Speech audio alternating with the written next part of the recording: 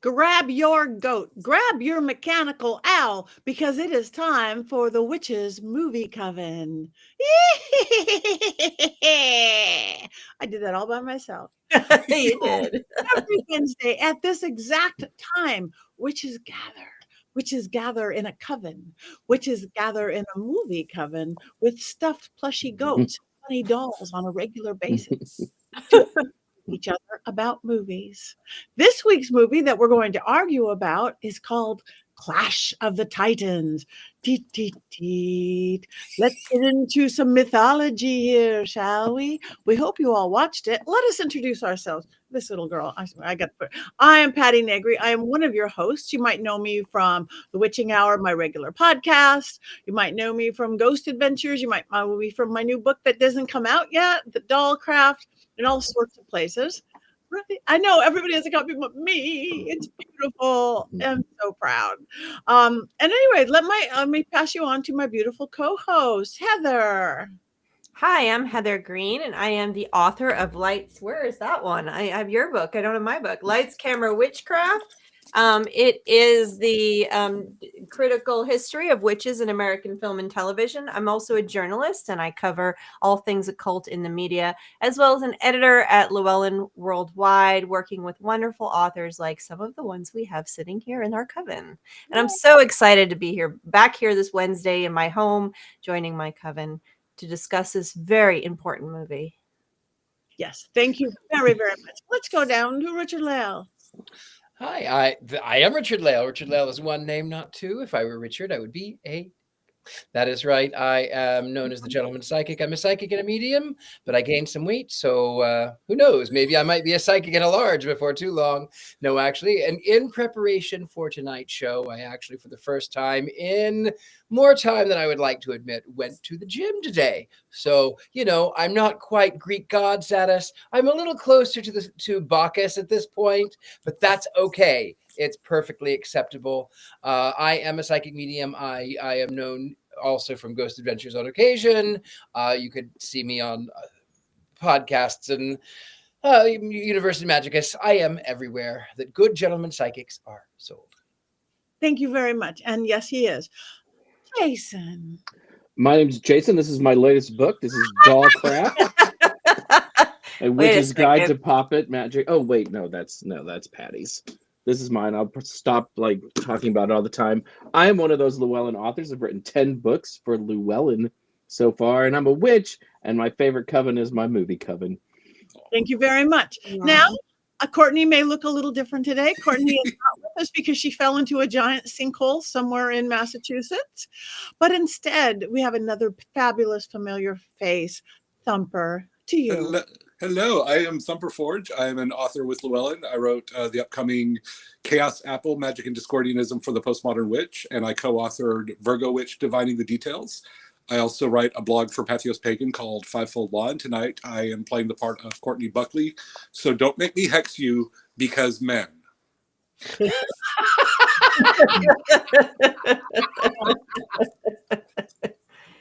Today's film, it is called Clash of the Titans. It was from 1981. We're looking at the original. I think there may be a few versions along the way. And hopefully you did all watch it.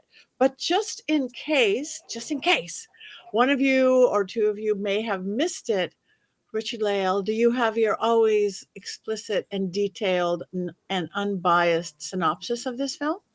I do have something. I'm going to tell you, great film, but the plot is all Greek to me. So, ba-boom. So, get in your time machines and go way back to 1981, because that was probably, I think I probably saw it through the 90s.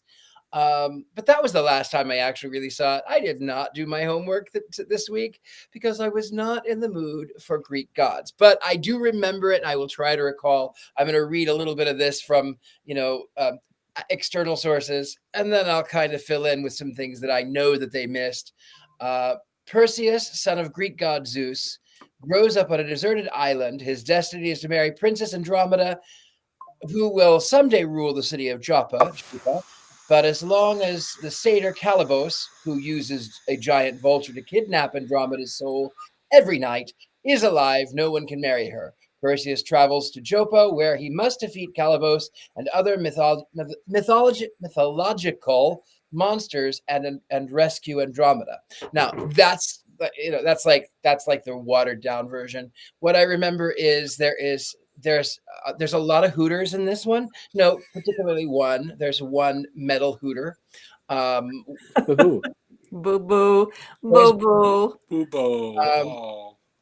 And if you loved Star Wars, then you would probably love this one too. Star Wars came out just a few years before. This is another adventure epic, hero's journey. It's not really very good on the Greek mythology aspect of it. So it was strange that I had to watch it in all of my history classes because it has nothing to do with Greek mythology excepting for some of the names.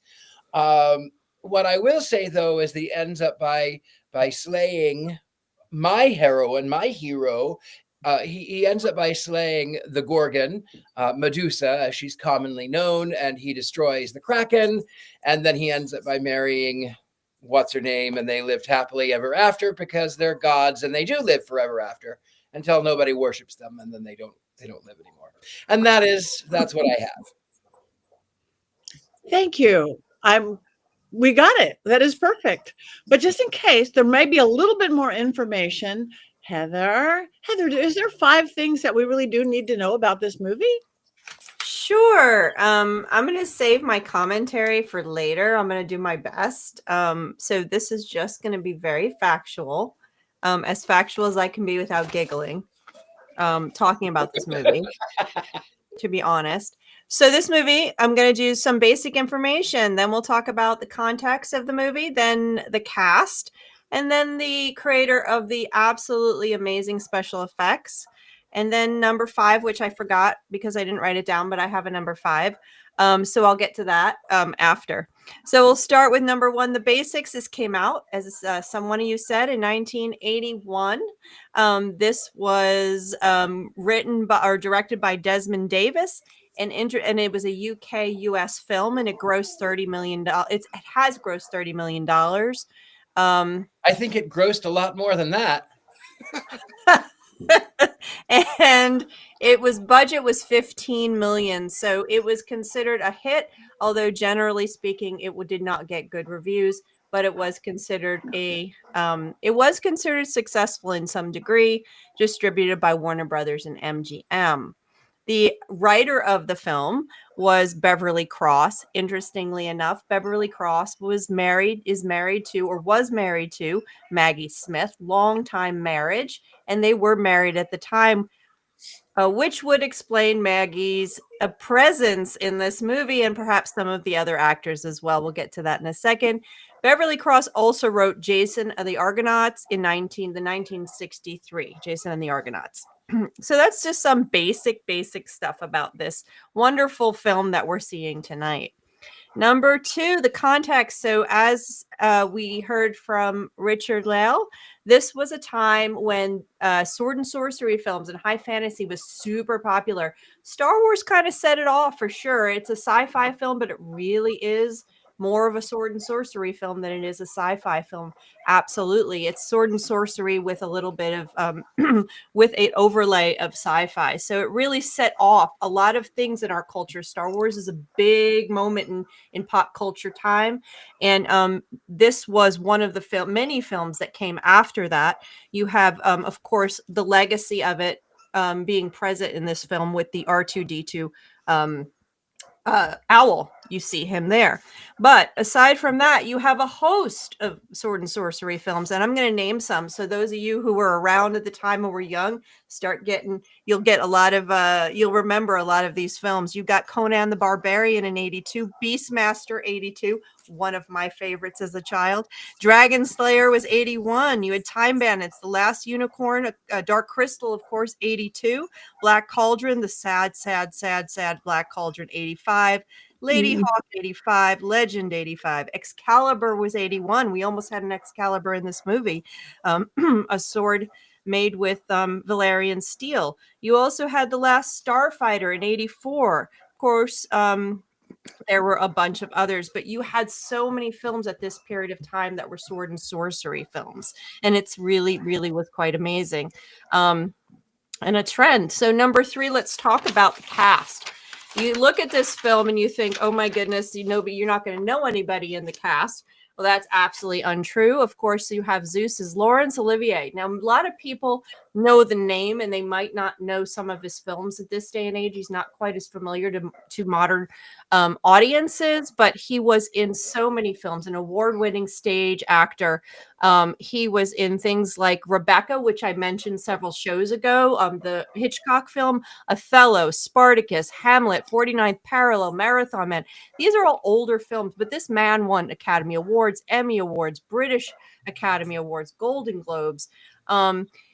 And he died in 1989, but he is a classic actor of Hollywood's history, British film history, stage history.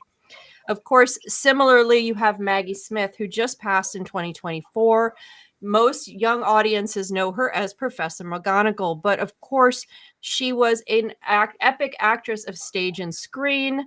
And I also recommend a more recent film, probably lesser known, that she was in, called The Best Exotic Marigold Hotel. If you have not seen it, it is really fun and it is a great film. But she was also in Downton Abbey, if you haven't seen that.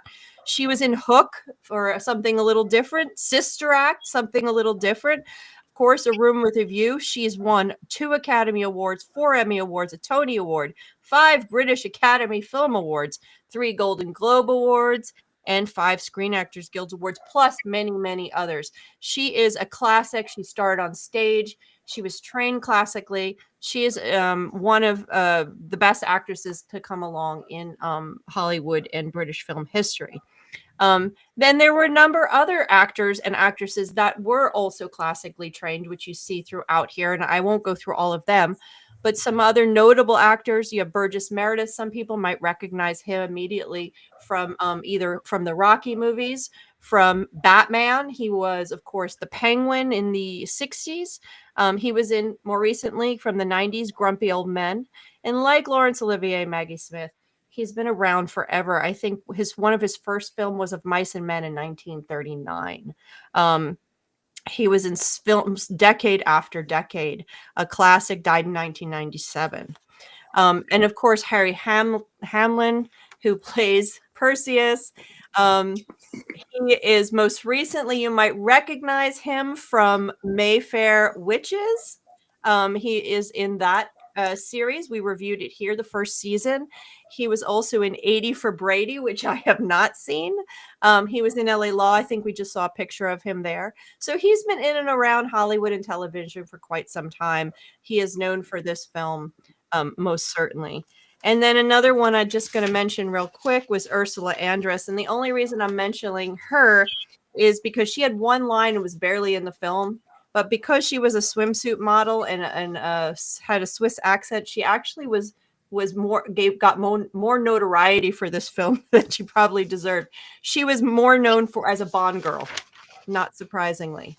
But there are a bunch of actresses like Claire Bloom, Susan Fleetwood, and these were all classically trained British actors that were trained for the stage. They were in Shakespearean plays and all this stuff that were used in this fantastic work that we're discussing tonight. So that's the film. Oh, I know what number 5 is now. I just realized, I just saw my notes. Now I want to talk about, before we get to that, the creator of the special effects, Ray Harryhausen. He is a legend in Hollywood history. And I know for a lot of modern audiences, like my children, as they walk past the screen when I was reviewing the film today, giggling as they walk off as the Kraken comes on land. Ray Harryhausen was a classic. He was before his time when he started.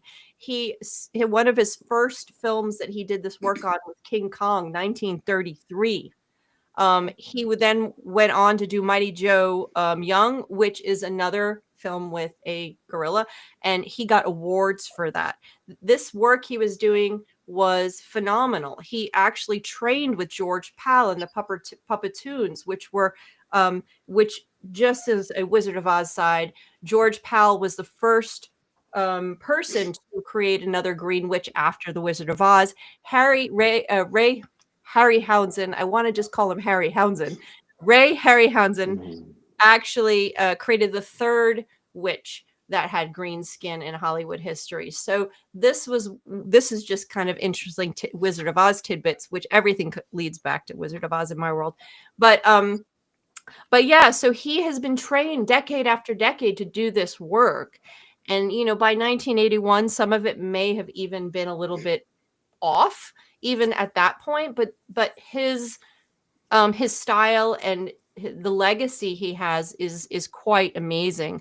He's known for the Seventh Voyage of Sinbad, which is 1958.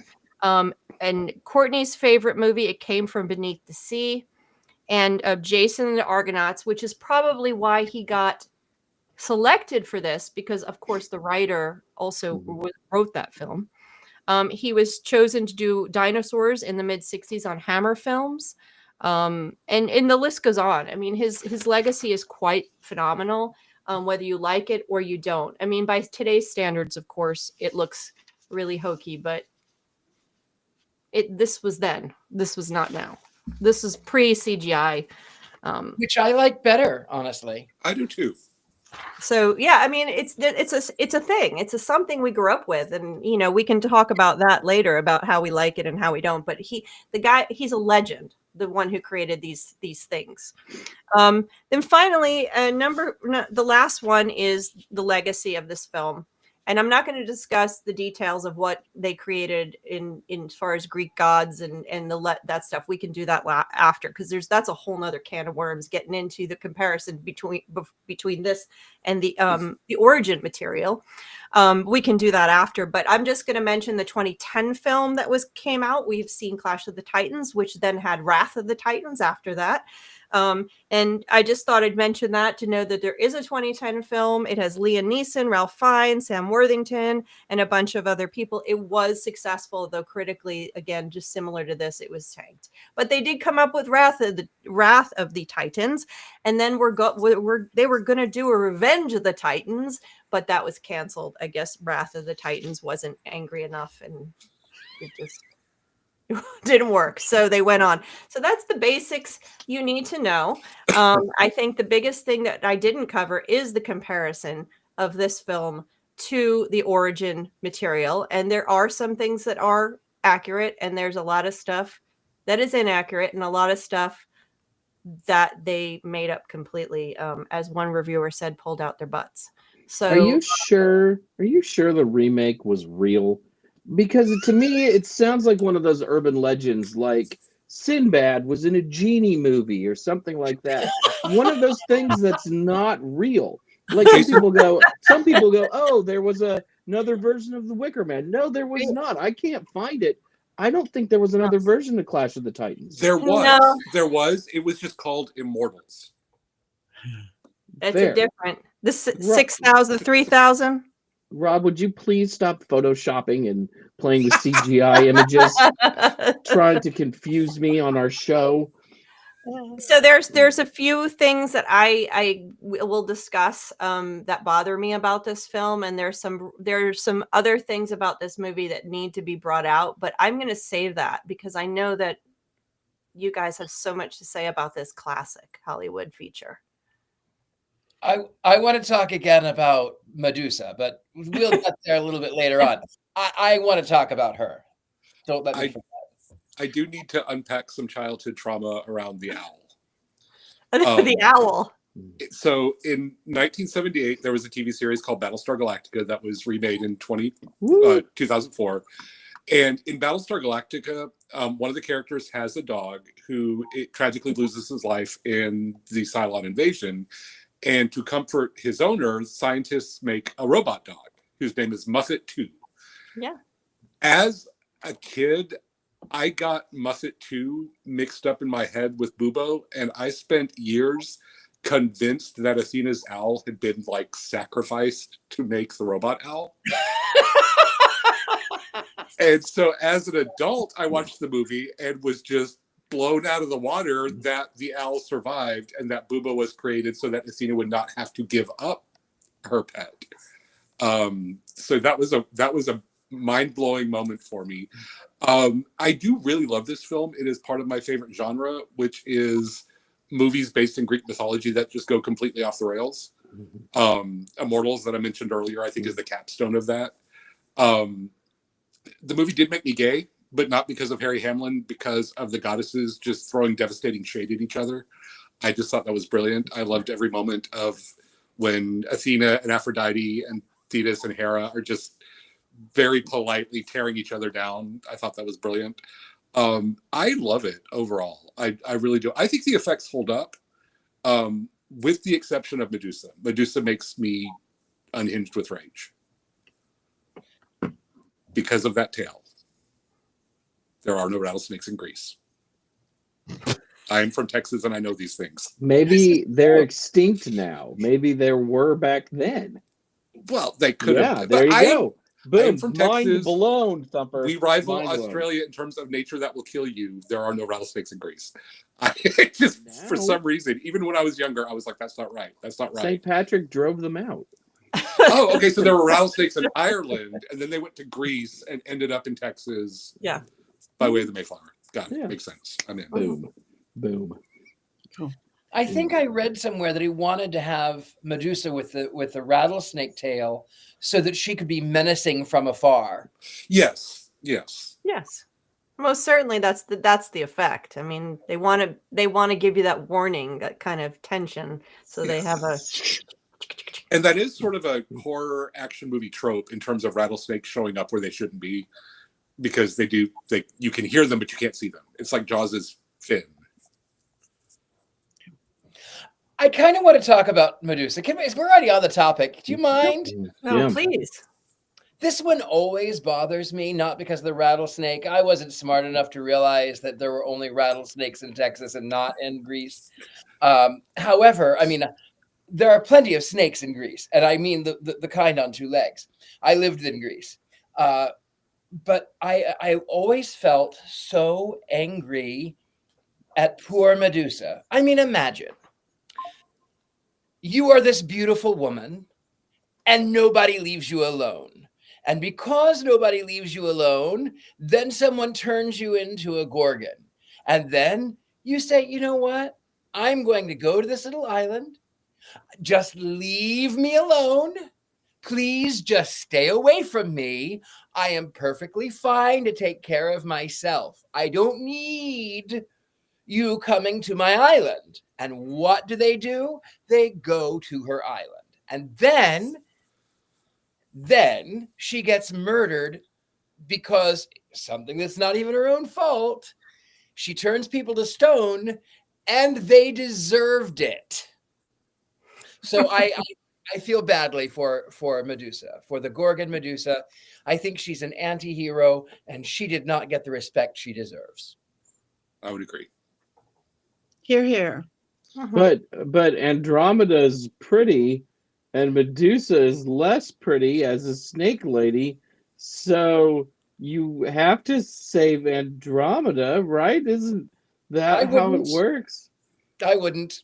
For 8-year-old Jason, it was very important to save Andromeda. That was one of the first butts I ever saw as a young man. You know, on screen. That was perfect. That was a very lovely butt. That was very It was. lovely butt. This was the first time I'd seen this movie.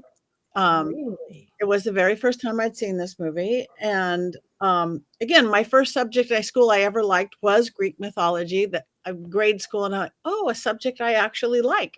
So that was great. So I'm like, okay, let's get into this. But, and I was completely into the whole thing, but my head was tilted a lot. Like, what? Not only with the mythos things, but it's the owl. That owl is from a different movie. I understand the thought of the owl. I understand the magical, but he is like R2D2.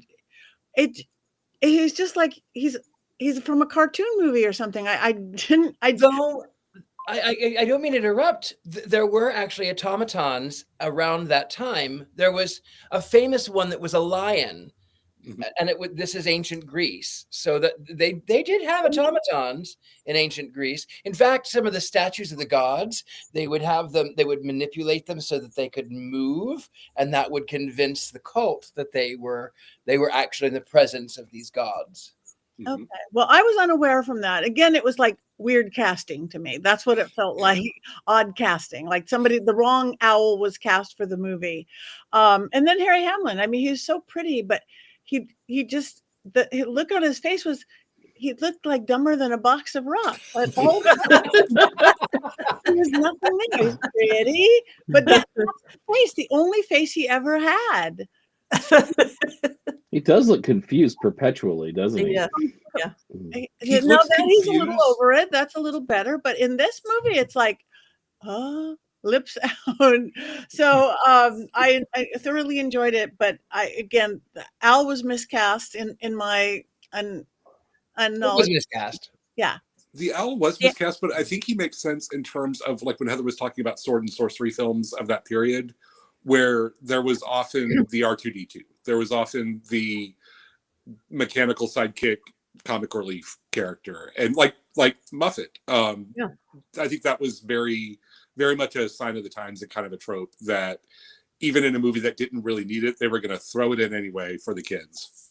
Yeah, by 1981 though, like the marketing was out in full force, right? Yeah. Because everyone saw how much money George Lucas made from Star Wars. So now you have to shoehorn that future toy in there, right? So you can have plushie owls and action figure owls and owl bubble bath and all kinds of dumb things to make a lot of money for people. I did have all the toys. I had a Pegasus and a Kraken and all the action figures. That's the lunchbox.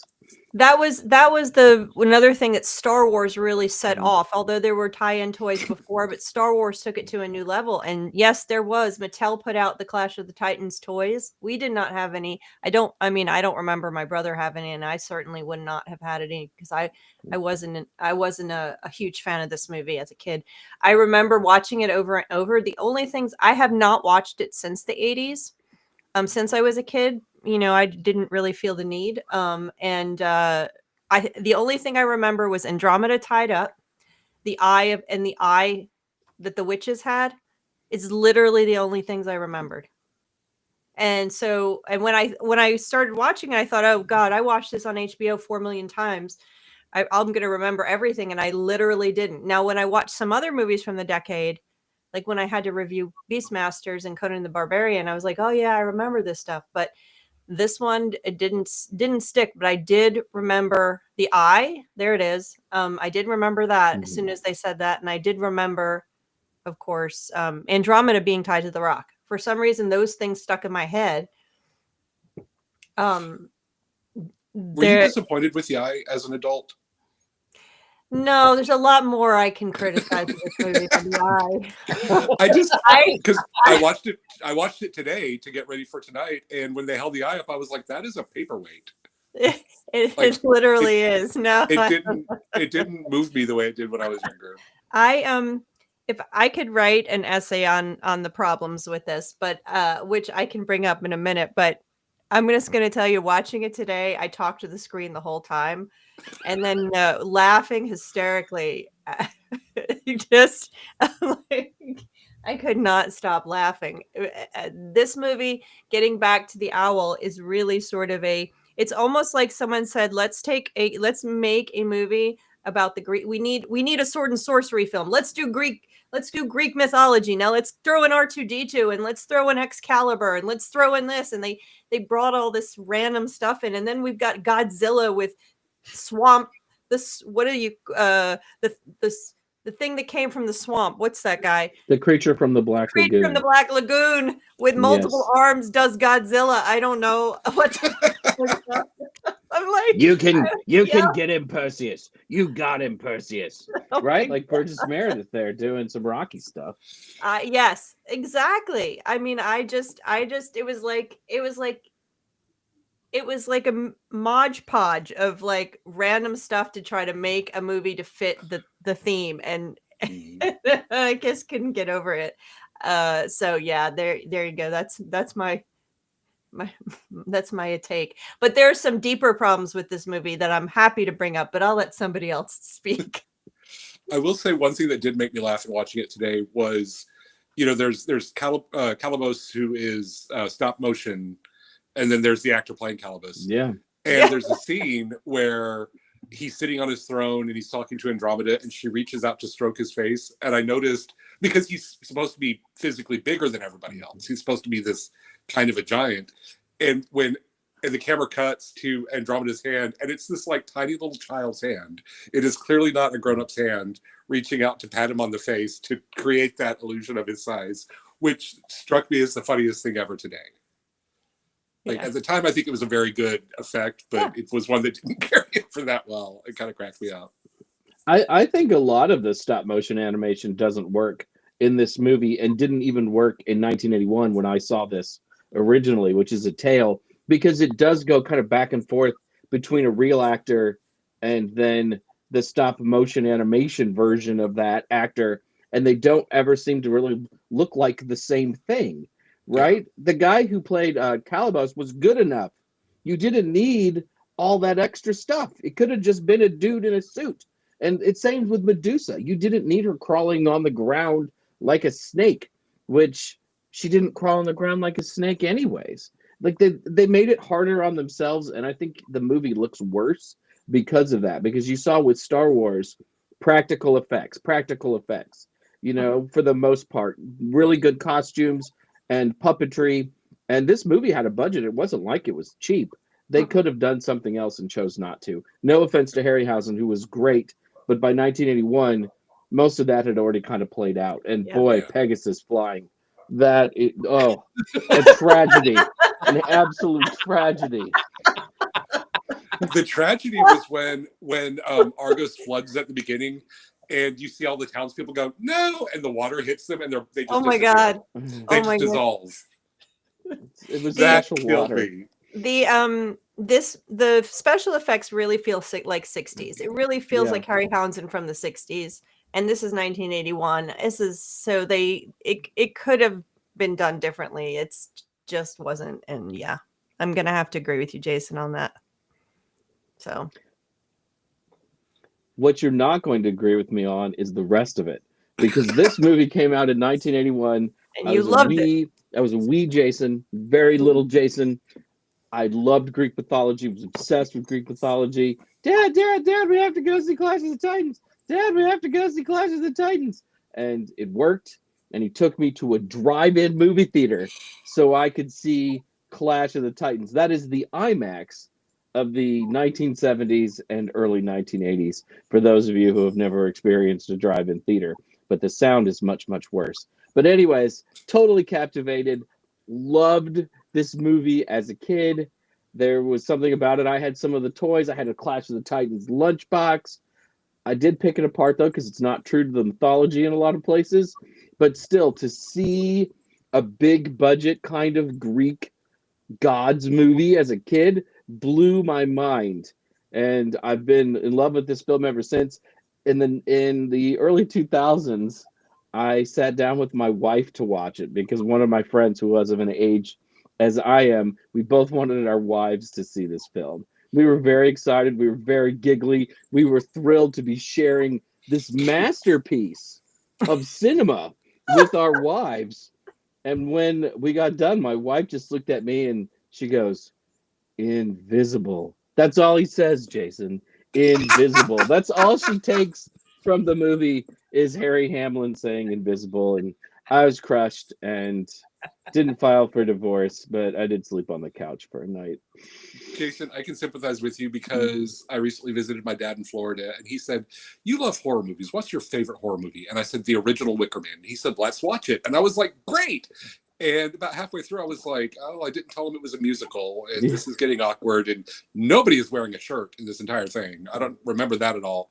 So yeah, I have I also know the joy of presenting a favorite movie to somebody who goes, "I don't I mean, as soon as it started, she wasn't excited, but it like went downhill continuously as the movie went along. It didn't ever improve, never improved until the credits started to roll. I have a reverse situation. So I was watching it today and my kids passed by and giggled, when they saw the creatures and stuff. And then Ben came home and he walked in. He goes, "What are you watching?" I said, "Clash of the Titans. You remember that?" He goes, "No." And he's looking, and then he walks out of the room, and then I see him sinking back. Next thing, he's hooked, and he's talking the television with me. And we have to make dinner. No, we don't. And he's just into it. I'm like, you probably saw this when you were, because he's my age. So I am sure everybody that was from that generation saw this movie. It was on HBO all the time. And deservedly so. Well, I don't know about that, but I mean, it wasn't just a movie; it was also literature, helping children fall in love with the Greek gods. Speaking of, I did appreciate how in the opening on Olympus, after Zeus becomes a seagull, I guess that's what he does now, and I loved how they understood that some of the audience would not be familiar with Greek mythology, so they were going to give a real quick crash course through dialogue. So it is, "Zeus, you are king of the gods. You are right, Hera, my wife, queen of the gods. Aphrodite, goddess of love. What do you think about this? Athena, you're the goddess of wisdom. You seem to," like, it was very like, let's introduce everybody, but also give a quick rundown just in case you were not raised with Greek mythology like some of us were. I remember my first experience with this film would have been about 1989. So I did not see it in the cinemas. I did not see it. But I am of this certain age where when they would teach a subject in school, then they would have a film that you would have, and they would roll in the big television. Yeah. CR that was played too many times. You get the lines in it. That's what I remember. And I was in the back of the class. I think we had to carve soap to look like Greek gods or something. I was busy. I was busy carving soap. I mean, really exciting. Oh, but I do have a Greek story. I did live in Greece. I was a singing blackjack dealer. I played Freddie Mercury. And we had the ABBA twos and the Beatle twos. Like, we only had two impersonators of the bands, and I was a solo Freddie Mercury. Anyway, nonetheless, so they were having a new moon party, and I had convinced all of my castmates to rip their hotel sheets off the bed. We were going to go to this new moon white party wearing hotel bed sheets. And we did. So we go, and I'm sitting at the bar. And now, mind you, this is Corfu. I'm on Corfu Island, which is fairly conservative. It is across the sea from Albania. It's fairly conservative. And he sees, these other ladies. He says, "Oh, who are you? Who are you?" And the one said, "I am Aphrodite, the goddess of love." This whole sort of rundown. And then he looks at me and he says, "And who are you supposed to be?" And I said, "Well, duh, Mercury, duh." And he went, "No, our gods are not gay." And I went, "What?" I went, "Did you actually ever read any of your mythology? Because I think they were." No, we were never gay. With a Transylvanian accent. Well, my Greek accent is lousy, so I went. Close enough. It worked. I do have a couple of my favorite quotes since Courtney is not here to provide quotes. I can give one or two. Ooh, invisible. That's it right there. There's that. There is Maggie Smith, like deadpan, but like fuming with revenge and vengeance, saying, "My priests of Joppa are loyal. I will speak to them through dreams and omens." And that line pops into my head randomly sometimes. Like when a customer is like, "Well, why can't I get a cash refund?" I'm like, well, my priests of Joppa are loyal. Like, I'm just like, but don't mess with me. Thumper, you are having quotes from this movie pop into your head randomly. This tells me everything I need to know about you now. I never said I was healthy or well-adjusted. I love you even more now. I love you even more. The other moment of the film, in terms of the quotes, there's a scene where the other goddesses are kind of having to break it to Hera that Zeus cats around. And Thetis says, well, once he even tried to ravish me disguised as a cuttlefish. And Athena says, in the most cutting way, what did you do? So she called Thetis a trollop. And then Thetis responds, I beat him at his own game. I turned myself into a shark. And then they all laugh. And then they're friends again. But young little baby gay thumper was like, one day I want to be that catty. Like, I just was, oh, it was amazing. They were catty. They were catty. All right. What hasn't said? Who what said? Everybody was holding off for the end. It's not to the end. Well, I do have one more thing about Dame Maggie Smith. One of my favorite films that she is in is Murder by Death. And yes! It is not one that you can really watch today because they take a lot of the old tropes from the 1930s radio. And so you couldn't really make that film today, but it has Truman Capote in it and Ms. Dame Maggie Smith. Oh, and what's his name? He played Columbo. Peter Falk. There you go. Fuck that guy. Peter Falk. Anyway, yes. So this is they take a lot of these 1930s radio shows like Sam Diamond, who's now Sam Spade, or Sam Spade is Sam Diamond, whichever way it is. You've got oh goodness, I can't even think. You've got Nick and Nora. Yeah, some Agatha Christie-esque.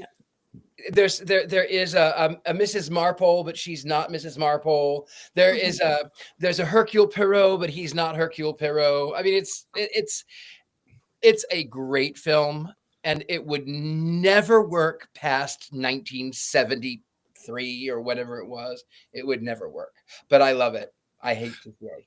And Heather, you will be greatly relieved because by bringing up that movie, Richard made me realize that it's not Clash of the Titan lines that pop into my head. It is Maggie Smith lines that pop into my head. Mm-hmm. Okay, you've been redeemed. I'm not going to hex you tonight for that. I appreciate that. I want to bring up one other thing with the movie, not to take it too seriously, but I said earlier that I could write an essay on this because one of the things that's interesting with these sword and sorcery films, particularly when we're talking about one that's supposed to be based on the Greek gods, a lot of the sword and sorcery films at this time became they had a very strong Christian structure, which is very interesting when you're talking about a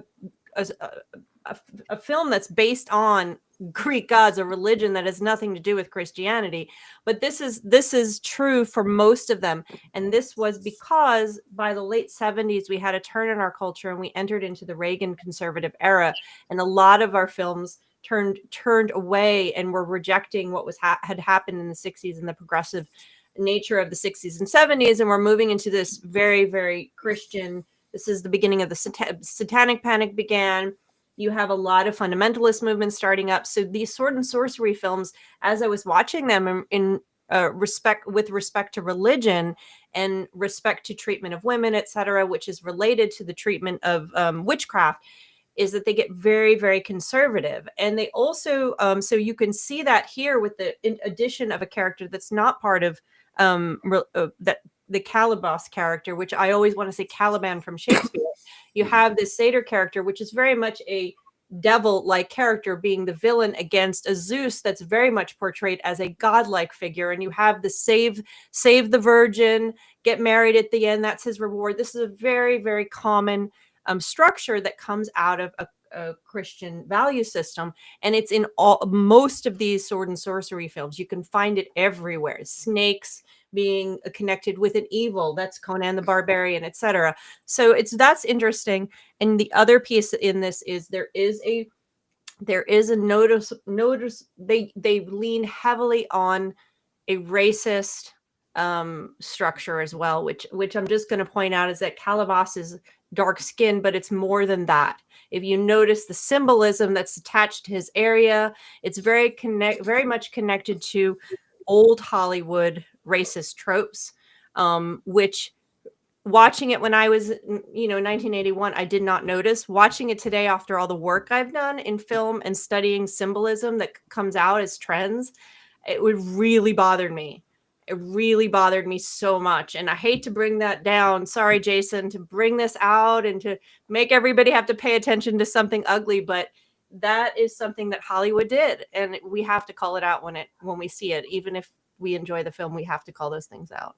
I'm glad you did though, because I remember that scene where Andromeda's soul is kind of coming through to meet with him, and the way his I guess henchmen were portrayed was rubbing me the wrong way, and I couldn't put my finger on what was bothering me about it.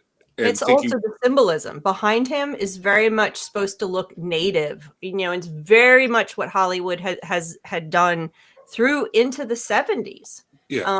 And really didn't come out of it until you get into the 80s and 90s, and then we can talk about how much that's gone away. But that particular trope, that particular theme is still sitting there in this movie. Yeah. And it needs to be called out, I think. It was. Do you know what? That's good. Oh, do you know what else is awful about this movie? Rob, can you put the cast picture up again, where it kind of tells everybody who's in there? I mean, yeah. Do you notice how many people have red hair? Which, while watching the other day, I was like, that dude is not Greek. Why does that dude look Scottish? Right? I mean, it's one thing. All of these movies only tend to cast British actors, right? And as ancient Greeks, for whatever reason, with the exception, apparently, of Burgess Meredith. But the red hair really threw me for a loop. It would have been great if he had spoken with like a real Scottish accent or something. I firmly believe that if a movie about ancient Greece or ancient Rome came out and the actors did not have British accents, American audiences would not accept them as Greek and Roman. Foreign. Yeah. All foreign people have British accents in American movies. We've got your haggis right here, Perseus. That would have been amazing to me. That would have given it another star. Calibos did not exist in ancient Greek mythology. That's created by the writers. That was totally created by the writers. And I wonder if that came out of Caliban and came out of Shakespeare. I'm not sure. Or just he wanted to create a devil character, and that was it. And they named him Calibos. His throne did have moose antlers, which I thought was odd. Kind of like the rattlesnakes. I was like, oh, that's not Greek. Well, this was before the biblical flood, so a lot of these animals lived in other places. The moose would have been native. Right. Okay. Snakes and the rattlesnakes. And and so after the flood, because the moose can swim, they are a prey of orca. And so that makes a lot of sense. You are welcome, Thumper. You are welcome. I will never I will always suspend disbelief from here on out. That is beautiful. Anything else, Heather? Things you were holding back? No, I'm good. I've said my piece. Okay, all right. Does anybody have any more quotes for Courtney's sake? I have a quote. Bobu, Boo Boo, Babo, whatever his name is. I remember I didn't watch the film, and it's been a long time since I watched it, but I remember something along the lines of eerily accurate. That was good. Eerily that was really good. That's owl. My quote for the day. That's my Courtney Buckley. Thank you. That is good. Miscast owl and all. All right, Jason, do we have a Mankey movie moment? My master. We kind of do.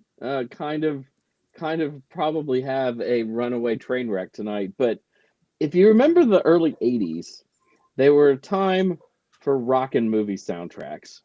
There was the entire soundtrack, of course, to the animated film Heavy Metal, which I loved, probably because it had cartoon boobs in it.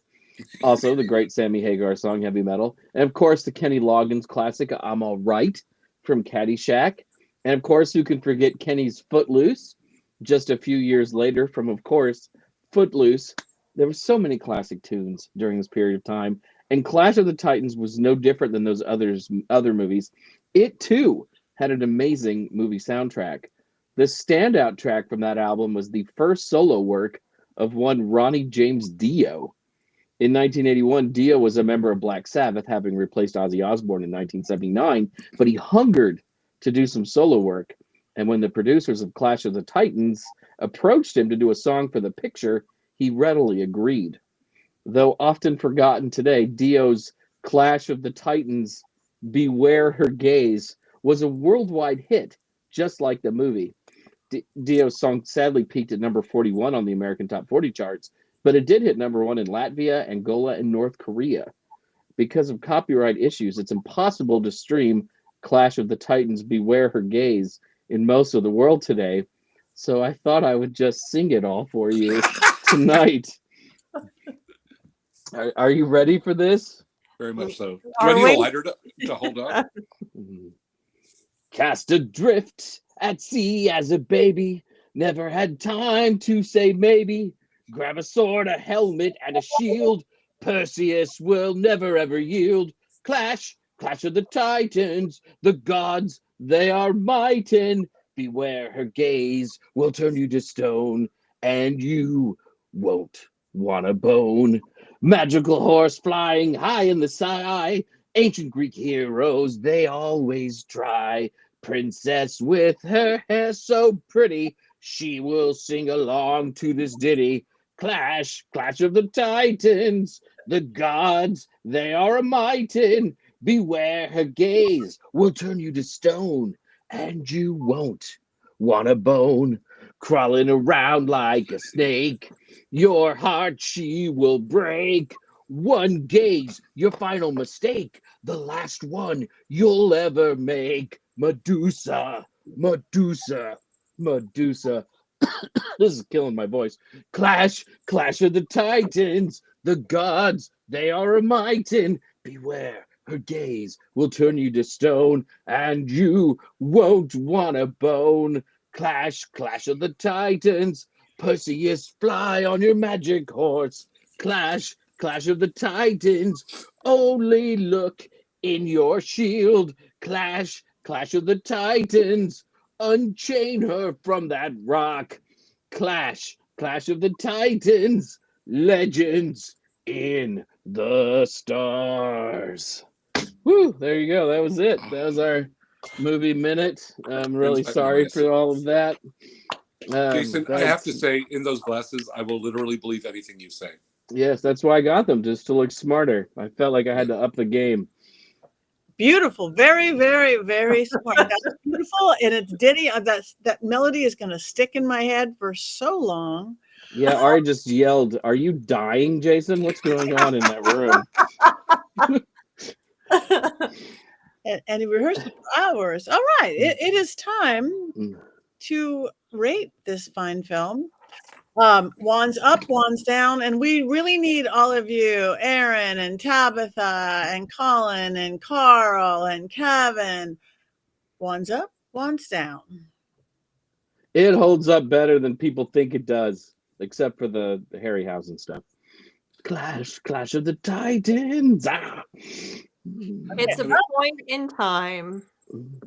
So we got up for me, up for Thumb, up for Jason, and completely down for Heather, and a completely down for Richard. That is a down Pegasus. It's a down Pegasus. So I was gonna vote down, but then Jason reminded me of the classic theme song that really brought back childhood memories. So this is his fault. This is his fault. There you go. The upwind. Wands up for the gods, says Tabitha. My magical God-given sword is up. Wands up for Jason's song. Wands up, horns up.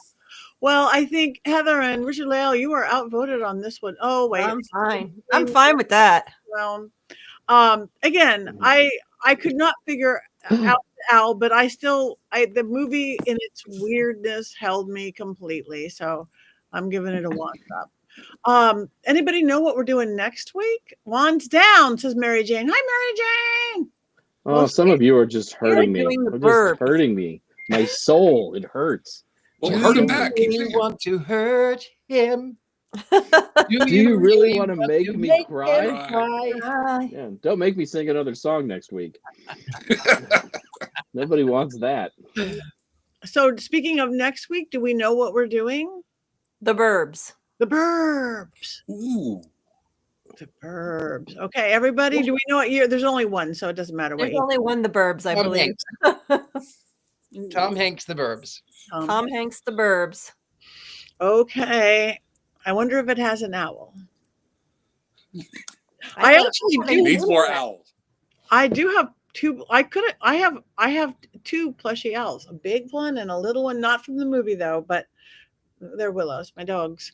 So next week, The Burbs. Does anybody have anything coming up that they want to talk about in our last few minutes? I do. Jason and I will be at Austin Witch Fest in a couple months. Oh. And also, I would like to point out that this is my 5th appearance on Witch's Movie Coven. You get the And Five Timers jacket. I'm going to treat myself to a Bling Phillip. Yay! That's going to be my reward. Perfect. Yeah, a jacket and a Bling Phillip. I think that is perfect. So, which fest and so how everybody can find that from you guys, follow you, look you, everything Absolutely. else. Richard-Lael? I'll be in Scotland next year. I think June or July. I think it's July of next year. I can't remember, but I'll be there. You can join Sacred Tours. Traceless Tours. That's it. Tracelesstours.com. You can find me there. You can also find me at this pillow. You can buy that pillow and you can snuggle up with me every single night, like any one of my paramours ever have wanted to do, but don't because I'm a hermit. And maybe because I impersonate an owl so well. Invisible. You do. You do that very well. All right. Heather? Well, I am going to be in Washington, D.C. next week, and I am going to be talking to religion journalists about paganism and witchcraft. We're running a panel to demonstrate what pagans and witches and heathens and brujas do in front of journalists. So that's really exciting. And then I get a little break, but we really start up for Mystic South. Mystic South is in July in Atlanta. So it's July 11th, 12th, and 13th this year. So I'm on the board. So work for that is going to get rolling and get very busy starting April and May. So that's what I'm up to right now. Thank you. I just, as of today, booked Midwest Meta Paracon the weekend of April 12th through 13th. I was supposed to be doing something else, but that got postponed due to somebody having surgery. So it's in Eau Claire, Wisconsin. Woo! And it's going to be fun. Lots of paranormal people. I think I'm going to be doing a gallery, and I literally got my plane tickets like an hour ago. So I'm really happy about that. So that's what I have coming up the next thing, and that's not for a couple weeks. So except for my book, you can pre-order my book now, and I'm going to be looking all sorts of book signings and be having it all sorts of paracons. Look at, he has a copy. I can't wait to get my copy. It's so cute. It's cute and little. Like, oh, and she has a copy. Oh, thank you. And Jason just taped my show today. Your new book, you didn't even show it up, but it's fabulous. Priest, yeah. And April 16th through 20th, I will be in Seattle, Washington at the Spring Mysteries, which is a reenactment of the ancient mysteries at Eleusis, because I'm a big lover of all of the Greek mythology stuff, in part because of the awesomeness of this high wands up film that we reviewed tonight. I would like to add that Jason, you're I just want to ask, is you're going to the ATC people that are outside of Seattle? For they do that every spring for like decades. They've been doing it's in a hotel now, so it's easier, and it's in Seattle proper. It's not in their land. It used to be on their own land. It used to be like in a cave, yeah, near a seashore, but many people died, so they don't do it there anymore. That's not true. No, they used to do it on their own land, I think. Yes, that was outside of Seattle. I would also like to add that if you would like a more accurate take on Greek religion and mythology, you should check out this book, which is Modern Witchcraft with the Greek Gods by Estrella Taylor and one Jason Mankey. Yay! A personal favorite. Oh, thank you. And all of the Witch Movie Coven books end up over here. If we're showing off Greek God book, I'm going to pull up another one. I didn't write it. Nobody here wrote it. It's called The Waters of Nemesis, and it is by Gwendolyn Reese, and she is a devotee of Apollo. And this book is an excellent, excellent guide to ancient Greek religion in modern day. So it's another one you can do if you're interested.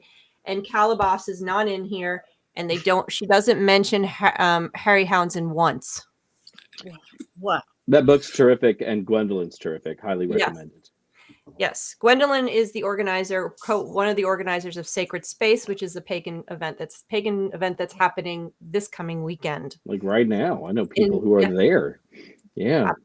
Someday, my big goal in life, yes, I was in USA Today. That's pretty awesome. But my big goal is to actually be invited to a pagan conference, not just a ghost conference. Someday. We're working on it. We're working on it. I know it's hard. It's a hard crossover. I don't know why. We'll just start a pagan ghost conference. Yeah. That's my book combines the two, haunted dolls and magical puppets. I am bridging those. We're going to do haunted doll events with spooky stuff and then puppets with witchy magic stuff.